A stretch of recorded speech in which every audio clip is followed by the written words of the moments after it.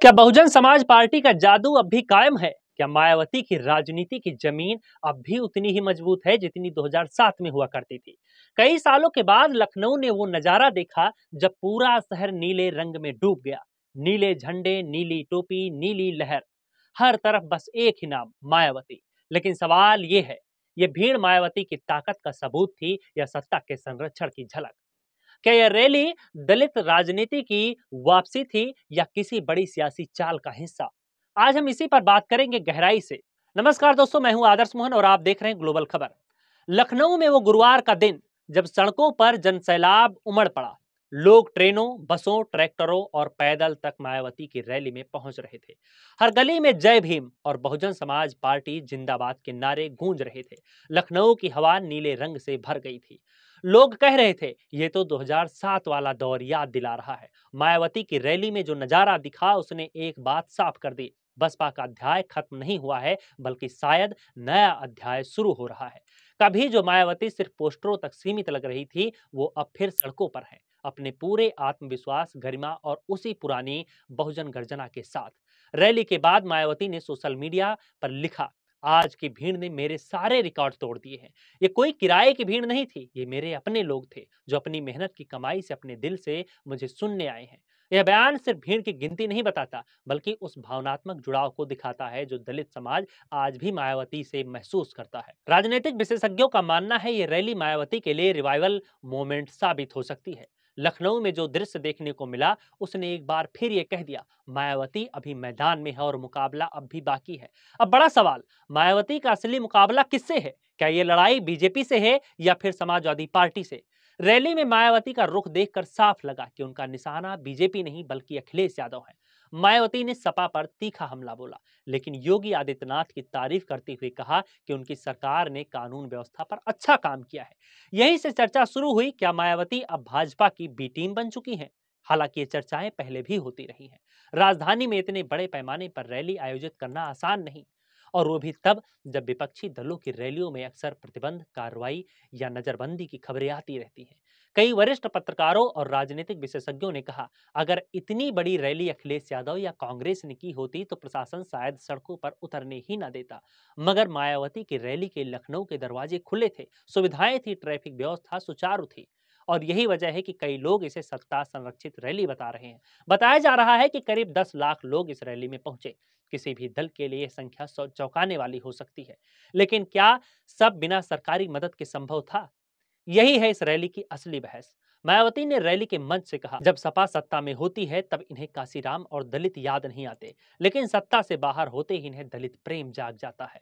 यह बयान सीधे अखिलेश यादव पर निशाना था। इसके बाद अखिलेश यादव ने तुरंत पलटवार किया। उन्होंने कहा, बीजेपी और मायावती के बीच साठगांठ है, इसीलिए वो जुल्म करने वालों की आभारी हैं। अखिलेश ने आगे कहा, आज पीडीए के साथ अन्याय हो रहा है, हर स्तर पर भेदभाव है। समाजवादी पार्टी ने हमेशा दबे कुचले समाज के हक के लिए लड़ाई लड़ी। मायावती ने आरोप लगाया था कि सपा सरकार के दौरान उनके बनाए स्मारकों की देखरेख नहीं की गई, जिस पर अखिलेश ने कहा, अगर उन्होंने प्रतिमाएं लगवाई तो मैंने भी लगवाई हैं, मेंटेनेंस के लिए फंड दिया था। बीजेपी वालों को तो इनका नाम तक नहीं पता। उन्होंने यहां तक कहा, पीडीए की सरकार बनने पर हम काशीराम जी की प्रतिमा रिवर फ्रंट पर लगवाएंगे। अब बात करते हैं असली राजनीतिक मायने की। क्या मायावती की सक्रियता विपक्ष का वोट तोड़ने की कोशिश है? क्या भाजपा के लिए मायावती का उठना अखिलेश यादव के लिए गिरना है? विशेषज्ञ मानते हैं, अगर मायावती का दलित वोट बैंक फिर से एकजुट होता है तो सबसे ज्यादा नुकसान समाजवादी पार्टी को होगा, क्योंकि पीडीए पिछड़ा दलित अल्पसंख्यक गठजोड़ का सपना अखिलेश देख रहे थे, और उसी वोट बैंक में सेंध लगाने के लिए मायावती की वापसी की स्क्रिप्ट लिखी गई है। कई लोगों का कहना है कि मायावती अगर जागती है तो पीडीए कमजोर होता है, और जब पीडीए कमजोर होगा तो बीजेपी की राह आसान हो जाएगी। लेकिन सबसे बड़ा सवाल यही है, क्या मायावती की इस भीड़ को वोटों में बदला जा सकता है? क्या यह रैली दलित समाज की पुरानी निष्ठा की वापसी है, या फिर सत्ता की एक सोची समझी रणनीति? और अगर मायावती सच में सत्ता से टकराने निकली है, तो क्या वो फिर से मुख्यमंत्री बनने की राह पर हैं या किसी और के लिए रास्ता साफ कर रही हैं? एक बात तो तय है, लखनऊ की इस रैली ने उत्तर प्रदेश की राजनीति को हिला दिया है। बहुजन की राजनीति की गूंज फिर से सुनाई दी है। मायावती ने अपने अंदाज में साबित कर दिया है कि मैं अब भी मैदान में हूं और मुकाबला अभी भी बाकी है। लेकिन जनता पूछ रही है, जब दलित बच्चियों के साथ अत्याचार होता है, जब दलित युवकों के मुंह पर पेशाब किया जाता है तब मायावती जी की आवाज क्यों नहीं उठती और फिर मंच पर खड़े होकर सत्ता का आभार क्यों जताया जाता है? तो अब फैसला आपके हाथ में है। क्या मायावती की ये रैली बहुजन राजनीति की नई शुरुआत है या बीजेपी की सियासी रणनीति का हिस्सा? कमेंट में हमें जरूर बताइएगा। आपके हिसाब से इस रैली से फायदा किसे हुआ, मायावती को या फिर बीजेपी को या फिर किसी और को? राजनीति में कुछ भी खत्म नहीं होता, हर भीड़, हर आवाज किसी नई कहानी की शुरुआत होती है। मैं सपा मुखिया अखिलेश यादव से मैं ये पूछना चाहती हूँ, यदि माननीय श्री कांशीराम जी के प्रति आपका इतना ही आदर सम्मान था, तो जब यूपी में मेरी सरकार थी तो मेरी सरकार ने अलीगढ़ मंडल में कासगंज के नाम से अलग से जिला बनाया। उस जिले का नाम मान्यवर श्री कांशीराम जी नगर के नाम से रखा था। लेकिन जैसे ही समाजवादी पार्टी पावर में आई, उन्होंने नाम बदल दिया। मान्यवर श्री कांशीराम जी के नाम पर हमने कॉलेज, यूनिवर्सिटी, अनेकों संस्थानों के नाम रखे, अनेकों संस्थानों के नाम रखे, जनहित की योजनाएं शुरू की। सारी के सारी समाज अधिकांश जो बड़ी बड़ी योजनाएं थी वो सभी के सभी इन्होंने बंद कर दी समाजवादी पार्टी की सरकार ने। जब ये सत्ता में रहते हैं, ना इनको पीडीए याद आता है और ना पीडीए के जो संत गुरु और महापुरुष है वो भी याद नहीं आते हैं। जब ये सत्ता से बाहर हो जाते हैं तब इनको हमारे संत गुरु और महापुरुष याद आते हैं। तो ऐसे दोगले लोगों से आप लोगों को बहुत ही सावधान रहने की जरूरत है। साथ ही वर्तमान राज्य सरकार की भी बहुत बहुत आभारी है।